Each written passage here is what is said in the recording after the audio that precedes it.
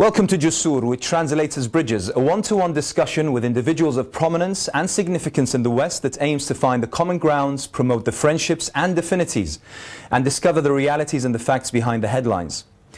60 years on from the Nakba, or the Palestinian catastrophe, and at a time when the world's collective eyes are focused on the events in the Gaza Strip, virtually no one amongst the high and mighty can properly identify a way out of the ongoing and escalating crisis that has engulfed not only the entire region of the Middle East, but has had a profound impact and effect far beyond. Today, my guest is one of the most prominent thinkers and speakers on the Israeli-Palestinian conflict. His sincere, open and honest assessment of the situation through a number of publications, including The Holocaust Industry, Beyond Chutzpah and the Rise and Fall of Palestine, has placed him high amongst the most respected scholars and authors who have put their names, their reputation and, in some occasions, even their safety at risk as a consequence of speaking the truth. Being born and raised in the United States by Jewish parents who survived the concentration camps of Auschwitz during the Nazi Holocaust did not spare him from being accused of being a Holocaust denier, a Jewish self-hater and laughably an anti-Semite. Yet among hundreds of millions around the world, including Arabs and Muslims, he is seen as a courageous and honorable scholar who is also a great friend. My guest today is Dr. Norman Finkelstein.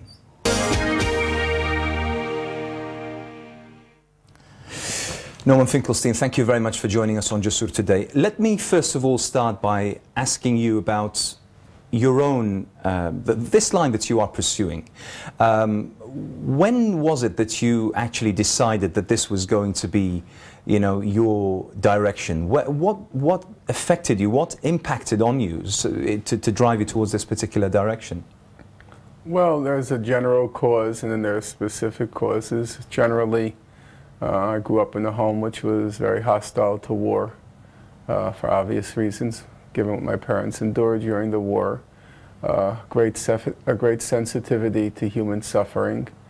And it was not something which was at an intellectual level, though my parents were very smart. It was a very emotionally charged home in which I grew up, in which, for example, I could say my mother literally grew hysterical at the sites of the crimes the U.S. was committing in Vietnam. So every night on television when the news would come on, and my mother was not at all given to self-dramatization, but whenever the scenes came on of the war, she would put her hand up like this, turn her head, and say, "Tell me when it's over." She literally, physically could not bear to see the sight of people suffering the way she had and the way her family, which was exterminated during the war. And so that was impossible to escape that. And it was in some form transmitted to me as well as to my siblings.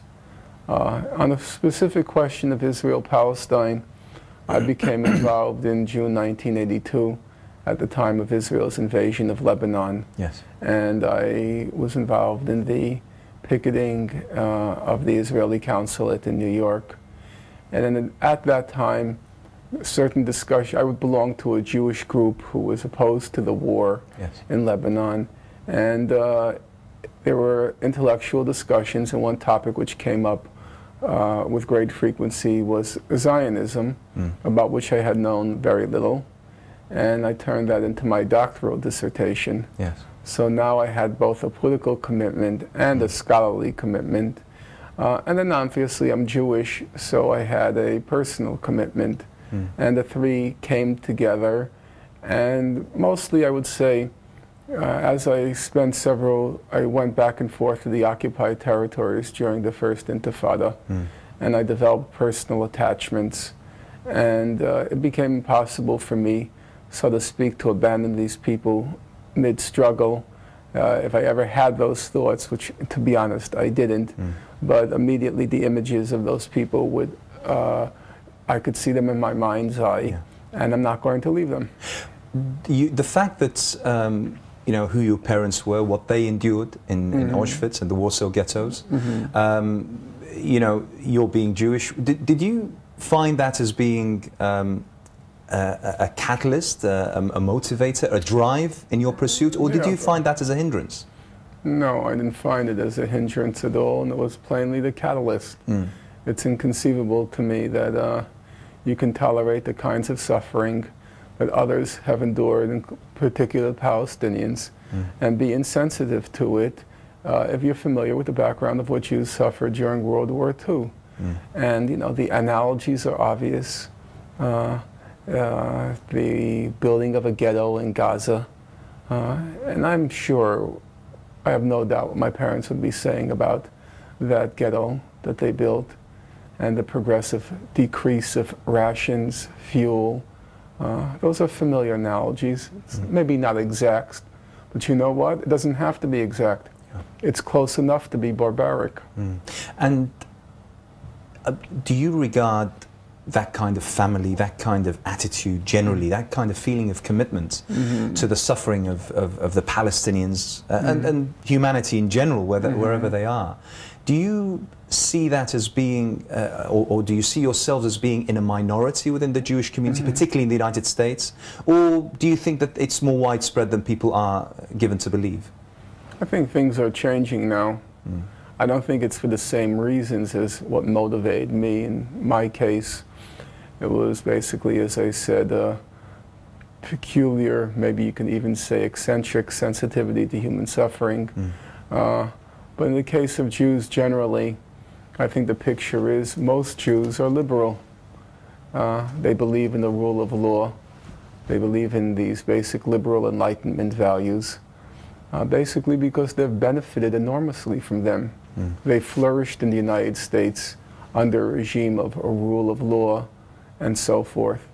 And now it's becoming more and more difficult for American Jews to reconcile these bedrock principles with what Israel is doing. Because there was a time where Israel was fairly successful. In fact, I take that back, very successful at concealing what it was, concealing the reality of its policies. But now that's becoming more and more difficult. Because of the internet and the satellite TV age, is that why? Or? I don't know if you can pinpoint it, but you can just register the net effect. The net effect is that severe criticism of Israel has broken into the mainstream. Not marginal people like myself. I'm a marginal person, but it's no longer people like me. You know, it's people like Jimmy Carter. And the usual sorts of smear tactics that are used against people on the margins, Holocaust denier, anti-Semite, they seem to have an element of credibility because who knows me? But they don't work against Jimmy Carter. Yes. He's the most revered ex-president in our history. And so when you try those tactics against him, they don't stick. And so it's becoming more and more difficult for American Jews who claim to be wedded to liberal values to justify what Israel is doing, not just domestically, but internationally. So for example, when the National Intelligence Estimate report came out saying that Iran was not involved in the program of a nuclear weapons program, the whole world breathed a sigh of relief. That's right. There's not going to be a war. The whole world except one country. And the one country is Israel, which says the NIE report's a lie, and we still have to attack Iran. Well, most American Jews are liberal. They grew up in the generation, give peace a chance. And here's this warmongering country, which has frankly become a crazy state, and which says war, war, war. And it's becoming an embarrassment for American Jews. It's not only an embarrassment, it's becoming a problem, because if the U.S. goes to war and the war turns into a catastrophe like Iraq, American Jews are going to be blamed. So for both ideological reasons and reasons of self-interest, they're distancing themselves from Israel. Israel is out of control. It's a lunatic state.